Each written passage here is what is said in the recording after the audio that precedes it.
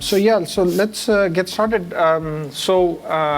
Maybe Maryam, we'll start with you. Maybe give us an overview of what University Lands does, because I think people who watch the sector closely know who you are, but we also we have clients, we work across the value chain, so we have clients from further down the value chain who might not know you as well. So maybe give us a little bit of an overview. Sure. So University Lands is pretty unique. There's really nothing else like it in the country. In the 1800s, the Republic of Texas and the state of Texas established and endowed lands for state public universities. And so in all, it's 2.1 million acres that is solely in Texas, mostly in West Texas. And University Lands manages that 2.1 million acres, both on the surface and in the subsurface, on behalf of the University of Texas systems and the A&M systems. The surface revenue goes into a fund called the AUF, or the Available University Fund.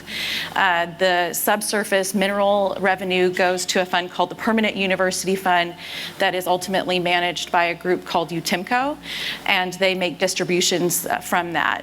Both of those funds benefit the 28 institutions from A&M systems and UT systems. That includes universities and MD Anderson and some of the hospital systems. So what the team does, and uniquely here in the last 10 years, we've applied more and more professional management to this, is manages the commercial usages of the surface, the leasing of the subsurface, and in the last 5 or 10 years, we've built up a pretty robust professional management team of folks that come from the oil and gas industry and from some of these different commercial industries to help manage these and get long-term commitments from operators, make smart financial and commercial decisions. And so out of our 2 offices in both Houston and Midland, our primary focus is to maximize the revenue and to steward the lands in a way that it can continue to be beneficial for generations to come. Thanks, Maryam. That's helpful. Sheldon, I think a lot of upstream guys know CMG really well, but similarly, right, I think we have clients across the value chain here. So maybe can you quickly introduce CMG and what you guys do? Certainly. We've been around for over 40 years, started as a consortium with the University of Calgary in Canada, so we're a Calgary-based company, and other universities focused initially on reservoir simulation software. That's where the term computer modeling group came from, or the name. So we've certainly been, we're a publicly traded company and have been for a long time, so we're no longer just that consortium, but we stay heavily involved with universities on the research side. And the bulk of our work is for E&P companies, helping them simulate what the reservoirs are doing based on actions that they need or should take to enhance their recovery, to reduce their risk. And these days we work with more than just E&P companies, of course, a lot of companies on the CCS side as well, and in areas some unique stuff. Just yesterday, a chemical company, doing some unique work subsurface, right? So we're focused on the subsurface, but we've taken a lot of actions lately that have helped us integrate in the production world as well. Okay, thank you. Software-based company.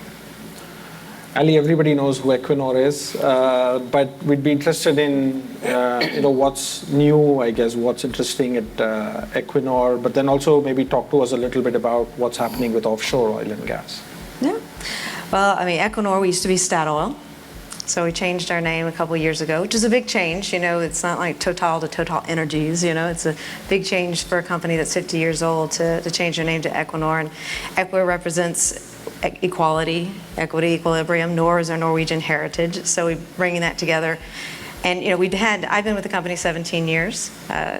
And when I started work in the Bergen Research Center downstairs from when I worked 17 years ago, there was this crazy team working on this really crazy research project. They were researching floating windmills. And there's another team who was researching how do you capture and store CO2 into depleted reservoirs. And we were doing exploration research. We were thinking this is a waste of money. What are they doing spending all this time and money on those things? We're doing the important things. Well, we developed the world's first floating wind farm in offshore Scotland.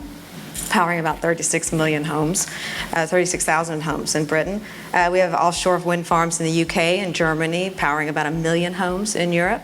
We have 2 projects under development, offshore New York, which when complete should power about 2 million homes in the Northeast. Now have acreage off California. So it was probably not very crazy after all. Carbon capture and storage, we now have 40 CCS projects storing more than 23 million tons of CO2 and potential to hold much more. So it's quite natural with that kind of history and time spent and money spent in those kind of decades long of research. Our pillars for how we focus have changed. We still very much believe in oil and gas as being very important to the energy transition. So continued optimizing our oil and gas portfolio, developing solutions for low carbon.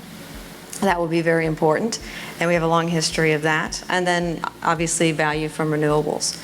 And offshore wind is going to be a big component of that for us. Fortunately, in the US, we have all those things, so we're able to really, take advantage of all those value streams here in the US with our position, both onshore for oil and gas and offshore exploration. So we do see exploration in the US as being very important going forward.